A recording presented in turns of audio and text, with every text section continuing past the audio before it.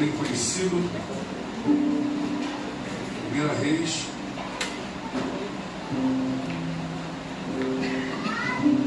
número 21, versículo número 1.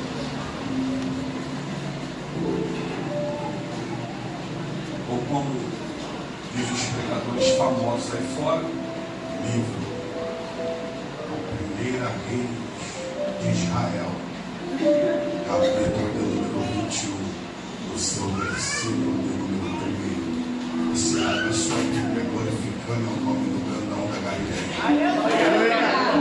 Eu profetizo que no raio de 10 quilômetros, se houver algum demônio manifestado que bate em retirada em nome de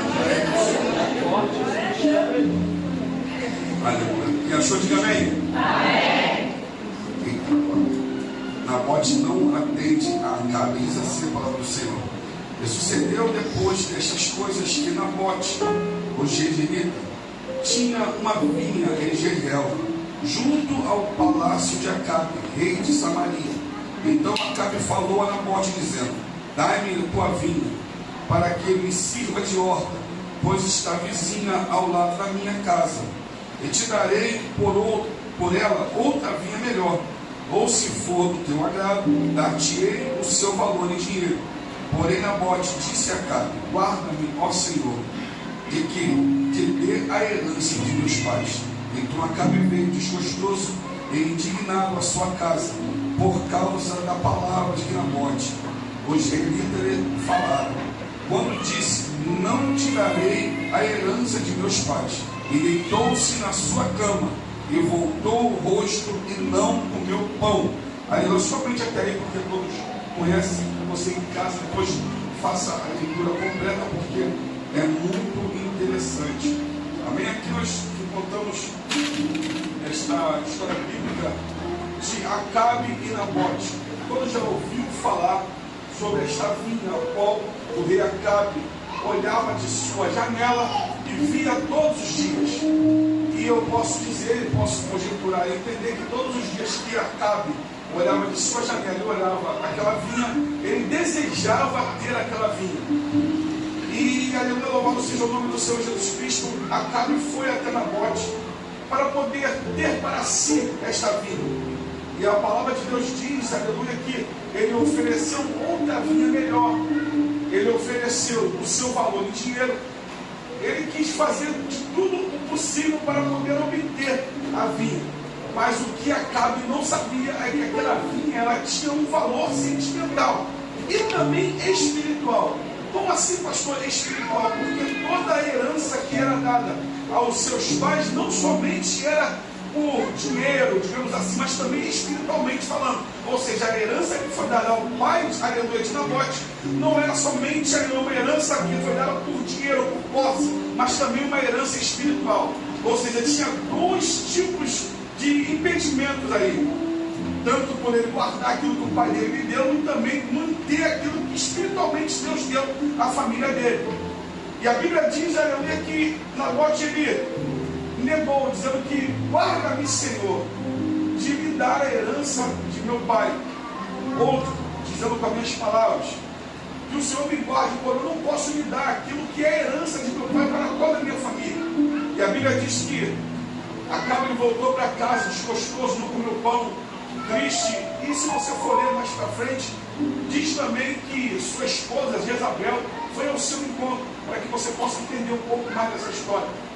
E foi perguntado por que ele estava com aquele jeito, com o semblante abatido, o que tinha acontecido. E ele contou para ela tudo o que aconteceu, que Nabote ele negou a vinha, e ela tomou uma atitude. Ela disse que você não governa sobre este povo, você não governa sobre Israel, fique tranquilo, porque amanhã essa vinha será sua. E se você for ler a palavra mais à frente, para você poder entender um pouco a história, você vai ver que ela levanta uma calúnia, ela manda cartas entre o povo com o selo do rei. E nem foi o rei que escreveu, ela levantou uma calúnia, ela escreveu cartas, selou com o anel do rei, que naquela época ela podia ter validade. Qualquer pergaminho, qualquer mensagem que era impressa em papel, ou melhor, escrita em papel, tinha que ter um selo real. Então ela pegou o anel do seu marido, que era um selo naquela época, gravou ali e enviou. mandando o povo apregoar um jejum e botasse Nabote em pé perante o povo. E ali foi levantada uma calúnia contra a vida de Nabote, dizendo que Nabote blasfemou contra o Senhor, tinha blasfemado contra Deus e contra o rei. E com tudo já armado, porque é assim, quando querem caluniar sobre a tua vida, eles inventam até testemunha. Quando eles querem falar mal de você, querem inventar alguma coisa, ele não traz só a fofoca, mas também das testemunhas que são do cão para poder estar atrapalhando a sua vida. E ali Jezabel arrumou dois homens para poder confirmar aquilo ali, e assim Nabote foi apedrejado até a morte. Pois bem, a palavra veio a Elias. O Senhor se revelou a Elias, dizendo tudo aquilo que aconteceu e mandou ele ir lá. E na ida de Elias até Acabe, até a sua esposa, o Senhor, ele deu 3 sentenças para Acabe. A primeira sentença foi que a linhagem dele seria exterminada. Ele não teria mais descendência, ia acabar ali, ia morrer. A segunda foi que aonde os cães lamberam o sangue de Nabote, lamberiam o sangue de Acabe também. E a terceira, que foi para a sua esposa e para toda a família, que Jezabel seria comida pelos cães. Os cães iriam devorar Jezabel. E a Bíblia relata, se você for ler mais à frente, eu estou contando a história para você poder entender. Se você for ler mais à frente, você vai ver que Acabe se desesperou, a tal ponto que ele tomou de um pavor, ele jejuou, ele se arrependeu, ele chorou, a tal ponto de comover o coração do Senhor. E o que Deus fez? Deus, ele poupou Acabe de ver aquilo que aconteceria com os seus filhos, e deu mais algum tempo para que isso acontecesse. Ou seja, Deus, ele não perdoou da consequência. Deus somente falou, tudo bem, eu vou segurar porque me comoveu essa tua atitude, mas eu vou segurar mais um pouquinho para que você não possa ver, mas a consequência vai vir. Muitas das vezes é assim, nós cometemos erros, nós pecamos, passa tempo e a gente acha que não vai acontecer nada, mas no tempo do Senhor a consequência vem de todos os erros que cometemos. E louvamos o nome do Senhor Jesus Cristo. E com toda essa história, com tudo isso, eu orando ao Senhor e eu pedindo a Deus para que Deus aplicasse algo em nossos corações nesta noite, eu pude ver qual grande complexidade tinha aquele acontecimento ali. Porque não era somente uma vinha, não era somente uma atitude, não foi somente uma negativa, não, mas, ou de repente, Nabote, ele não só negou o rei, mas foi todo um embrolho ali. Porque até mesmo na fala de Nabote perante o rei, eu pude entender algo. Porque quando o rei vai falar com Nabote, ele fala assim, guarda-me, ó Senhor. Porque toda vez que você vai falar com o rei, você tem que ter um certo respeito. E Nabote já sabia do que estava no coração dele. Nabote já sabia do que poderia acontecer, trazendo aquilo que, porque Nabote já sabia que não poderia dar a herança dos seus pais. Então disse aqui, guarda-me, ó Senhor, porque ele sabia o que poderia acontecer. A resposta dele poderia ser para a morte. Se você, para que você possa entender um pouco, você lembra da rainha Esther? Rainha Esther, para que ela pudesse ter como rei Assuero, que era seu esposo, Rainha Esther pregou um jejum por um tempo, para que depois viesse ter, aleluia, com o rei Assuero. Por quê? Ela sabia que se ela entrasse dentro dos aposentos do rei, sem ser convidada, ou sem ser chamada, ela poderia correr o risco de morte.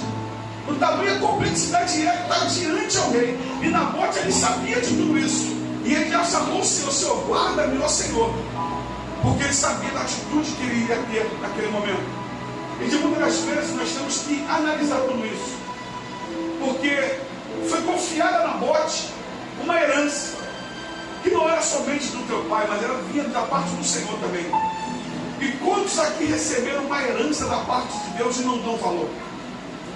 Quantos recebem da parte de Deus um talento, um dom, algo da parte do Senhor e não dão valor à herança que Deus deu? Nessa noite Deus me trouxe aqui para poder te perguntar o que você está fazendo com a herança que Deus deu, com os chamado que Deus tem na tua vida. Aleluia. Porque nós estamos diante de um povo que tem chamado. Um povo que Deus chamou. Um povo que Deus derramou dom. Um povo que Deus deu uma responsabilidade. Eu até sei que quanto mais é dado, mais é cobrado. Porém, o Senhor sabe da tua capacidade. Por isso Ele te deu. Porque Ele sabe do que você é capaz. E o que você está fazendo com a herança que Deus te deu. Porque é muito fácil, irmão, nós falamos assim, não, eu estou quietinho no meu canto, eu estou aqui, estou assim, mas o Senhor te confiou algo. E até quando você vai continuar nessa inércia, sem tomar a atitude que tem que ser tomada, sem tomar a posição que tem que ser tomada, para que possa fazer a vontade do Senhor e obedecer a Deus. Porque como foi dito aqui, é melhor obedecer do que sacrificar. Essa palavra é tão complexa que você imagina assim. Acabe ele ofereceu para Nabote uma vinha melhor. Se ele está oferecendo uma vinha melhor para Nabote, por que ele quer uma vinha inferior à que ele está oferecendo? Porque assim na minha, na tua vida, o inimigo ele sempre tenta descredibilizar aquilo que Deus te deu. O inimigo ele sempre tenta, de certa forma, colocar o que Deus te deu como algo comum, como algo a menos. Então o inimigo ele vai tentar contra a tua vida. O inimigo ele vai tentar, não dar crédito. O inimigo vai querer botar no teu coração que o que você faz não tem valor. Para que você venha desistir e ele venha acabar com a tua vida. Porque o inimigo de nossas almas ele veio para roubar, matar, destruir. Estou sozinho. Roubar, matar, destruir. Então quando nós entendemos isso, tudo muda, irmão. Tudo fica diferente. Porque o diabo ele tem nas suas artimanhas, ele sabe como agir para poder te distrair, para poder me distrair, para poder fazer você achar que você não tem valor, que o que você faz é pouco, que o que você faz não é nada, enquanto quem te deu foi Deus, quem te chamou foi Deus, quem derramou o caminho sobre você foi Deus, quem derramou o dom sobre você foi Deus que te deu, foi Deus que te chamou, e quem não te ama para dizer se tem valor ou não. Foi Deus que te deu. Foi Deus que te chamou. E se Ele te chamou, Ele sabe quão grande é capacitado você é. Ele sabe da sua capacidade. Ele sabe que você é capaz de exercer. Ele sabe que você é capaz de fazer. Então nesta noite Ele desperta tu que dorme. Porque Nabote, ele não teve medo de morrer. Ele já sabia, a única coisa que ele falou, guarda meu Senhor. Mas eu vou falar o que tem que ser falado, eu não estou. E você? E você o que está fazendo aí? Você troca? Você vende? Você negocia? Aquilo que Deus te deu? O que você está fazendo com o chamado? O que você está fazendo com a obra? O que você está fazendo com aquilo que Deus te entregou? Porque Ele te confiou, meu irmão. Ele te confiou, minha irmã. Você está achando que vai ser fácil? Não vai. Você está achando que vai ser tudo tranquilo? Não vai. O inimigo vai tentar fazer você achar que você não tem valor e o que você está fazendo não é nada. Esse é o trabalho dele. Só que você está esquecendo que quem te chamou não foi os pastores. Quem te chamou não foi a missionária, não foi o presbítero. Quem te chamou foi Deus. Quem te chamou foi Deus, não foi homem, foi Deus. Aleluia. Quem derramou a herança, quem te deu a herança foi Deus. Aleluia. Para de querer trazer no homem aquilo que Deus trouxe para você. Para de querer colocar a culpa no homem aquilo que Deus trouxe para a tua vida. Daquilo que Deus te entregou não foi o homem, foi Deus, meu irmão. Aleluia. Porque quando entendemos isso, quando paramos para verdadeiramente entender quão grande é poderoso aquilo que Deus nos entrega, tudo é diferente. As coisas mudam. As coisas começam a ter um olhar, uma atitude diferente. Quando você passa a entender, opa, calma aí. Foi Deus que me chamou. Então eu vou dar o meu melhor. Hoje eu estava conversando com a missionária Tânia sobre algumas vidas. E eles estavam conversando sobre o trabalho do casa de Deus. Sobre lavar a igreja, sobre limpar a igreja. Como é importante, como é gratificante esse trabalho de limpar a igreja. Um trabalho que aos olhos de muitos é algo sem valor, mas como é gratificante você limpar a igreja, você chegar aqui, a igreja está cheirosa, arrumada, e você saber que você fez parte disso. É muito gratificante. E isso traz no meu coração, porque até isso, irmãos, foi Deus que te deu condições para poder fazer. E quando Ele recebe o seu melhor, você acha que você não recebe do favor dele? Meu Deus. Nós que temos a força da palavra, desculpe, mas nós que somos burros de achar que o Senhor não se agrada quando nós abaixamos no banheiro para lavar uma privada, para passar um pano no chão, para passar uma vassoura no templo, para poder esfregar o chão. Ei, meu irmão, todo o trabalho que tu faz para o Senhor não é em vão, ainda mais fazendo o seu melhor.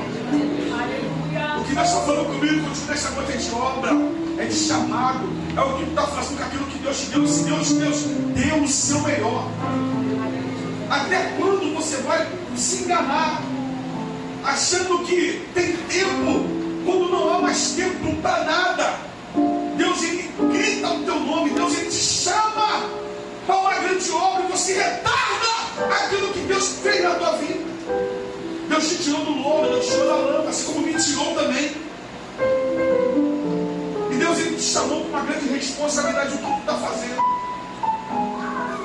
Deus te deu uma voz para poder pregar, para poder apregoar, para poder fazer a obra do que tu está fazendo. Deus te deu saúde para estar de pé, para poder fazer o que tu está fazendo. Até quando você vai vender, você vai negociar aquilo que Deus te deu, a herança que o nosso Pai te deu? Até quando, irmãos? Até quando esse mundo não vai ouvir a tua voz apregoando a palavra do Senhor? Porque você não quer. Porque, como disse aqui, eu vou repetir. Nós, seres humanos, temos um mal muito grande de atribuirmos para homens a responsabilidade daquilo que o Senhor nos deu, que o Senhor nos chamou. E nós achamos que microfone é algo, quando o necessário é a sua disponibilidade, a sua voz para fazer a vontade do Senhor e a sua obediência também. Porque quando a nossa irmã Lohane trouxe, Jonas, ele foi desobediente. Você vai precisar do vento do peixe para poder se fazer a vontade do Senhor? Quando Deus está falando comigo, contigo nesta noite, chegou o momento, chegou a hora de despertar na terra. Para de achar que você sabe de tudo. Para de achar que você é certo de tudo. Para de achar que alguém está fazendo algo contra você quando não estão. Ei, chegou o momento de fazer a vontade e a obra do Senhor. Fazer a obra de Deus, a vontade de Deus. E Ele é bom, Ele é perfeito, Ele é agradável. Não depende de homem e nem de mulher. Para de atribuir a sua responsabilidade a outras pessoas. E quando a salvação é individual, você deixa de fazer pela tua esposa, você deixa de fazer pelo teu esposo. Ela me chateou, ele me chateou. Aí eu fui na igreja, alguém me olhou torto, aí alguém olhou pro meu sapato, alguém olhou pra minha roupa. Ei, quando é o Senhor que está falando contigo, e é Ele que você tem que dar, aleluia, a sua responsabilidade, porque Ele te deu a responsabilidade. Aleluia. Ele trouxe algo sobre a tua vida. E eu encerro aqui. Até quando vai ficar trocando, vendendo e negociando a herança que o nosso Pai te deu? Como eu digo, como meu filho Vitor sempre diz, eu repito aqui, a minha boca fica mais perto do meu ouvido. Então, primeiro corta em mim, para depois cortar em você. O meu serve para mim, para depois servir para você. Não estou aqui me colocando fora da palavra, estou dentro da palavra junto com vocês. Mas que possamos entender a necessidade de fazer a vontade do Senhor, de fazer a obra de Deus. Acabe precisava? Não. Foi por ego. Porque ele queria uma criança mimada. Eu quero, então eu tenho que ter. Só que não se vende, não se conquista aquilo que não é teu, daquilo que é herança de outra pessoa. Que possamos verdadeiramente entender essa palavra. Que possamos nos manter firmes no propósito do Senhor. Grandes coisas Deus está fazendo na minha e na sua vida. Mas é necessário um posicionamento. É necessário verdadeiramente se entregar. É necessário parar de ser criança mimada. Aleluia. E fazer a vontade do Senhor. Senhor, até hoje eu fui mimado. Quis fazer do meu jeito. Isso não pode, isso, aquilo outro. Para de fazer do teu jeito, faça conforme o jeito do Senhor. Vou repetir mais uma vez. Crianças mimadas. E Deus não se agrada de crianças mimadas. Deus se agrada de filhos obedientes, que façam a vontade dele em espírito e verdade. Que entende que antes de pensar em agradar homem, tem que agradar a Deus. Porque é Ele que está nos olhando, é Ele que te escolheu, e é Ele que deu a você a herança. Amém? Então, uma vida salva de palmas.